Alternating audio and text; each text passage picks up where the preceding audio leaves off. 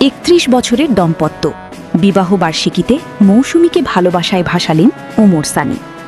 ঢাকাই সিনেমার জনপ্রিয় তারকা দম্পতি ওমর সানি ও মৌসুমী আজ উদযাপন করছেন তাদের বিবাহের ৩১তম বার্ষিকী। দীর্ঘ ৩ দশকেরও বেশি সময় ধরে পর্দা ও ব্যক্তিগত জীবনে সফল এই জুটিকে শুভেচ্ছায় ভাসিয়েছেন ভক্তরা। বিবাহবার্ষিকী উপলক্ষে নিজের ফেসবুক অ্যাকাউন্টে একটি আবেগঘন ছবি পোস্ট করে স্ত্রীকে শুভেচ্ছা জানান ওমর সানি। তিনি লেখেন, হ্যাপি অ্যানিভার্সারি মৌসুমী, আজ থেকে ৩১ বছর আগে তোমাকে ঘরে তুলেছিলাম। আলহামদুলিল্লাহ, তোমার আমার ঘর আলোকিত করে এসেছি ফারদিন এবং ফাইজা। বেঁচে থাকুক আমাদের সম্পর্ক কবর পর্যন্ত, আমিন। সানির এই পোস্টটি প্রকাশের মাত্র ৪ ঘন্টার মধ্যেই প্রায় ৩৯,০০০-এর বেশি প্রতিক্রিয়া এবং ৩৫,০০০-এর কাছাকাছি মন্তব্য পড়ে। শুভাকাঙ্ক্ষী ও ভক্তরা তাদের সুখী দাম্পত্য জীবনের জন্য অভিনন্দন ও শুভকামনা জানিয়েছেন।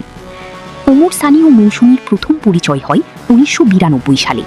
তখন সানির প্রথম সিনেমা মুক্তি পেয়েছি আর মৌসুমীর প্রথম চলচ্চিত্র কিয়ামত থেকে কিয়ামত মুক্তির অপেক্ষায়। পরিচালক শেখ নজরুল ইসলাম নতুন একটি সিনেমায় তাদের জুটি করার পরিকল্পনা করেছিলেন। সেই সূত্রেই প্রথম দেখা ও পরিচয়। যদিও সেই সিনেমায় একসঙ্গে কাজ হয়নি, ১৯৯৩ সালে দোলা ছবিতে প্রথমবার জুটি বাঁধেন তারা। শুটিং চলাকালে ছোটখাটো মনোমালিন্য থেকেই একে অপরের প্রতি ভালো লাগার শুরু। পরে সেই সম্পর্ক প্রেমে রূপ নেয়। অবশেষে ১৯৯৫ সালের ২ আগস্ট বিবাহ বন্ধনে আবদ্ধ হন এই তারকা জুটি। এবারও বিবাহ বার্ষিকীর দিনে তারা একসঙ্গে নেই।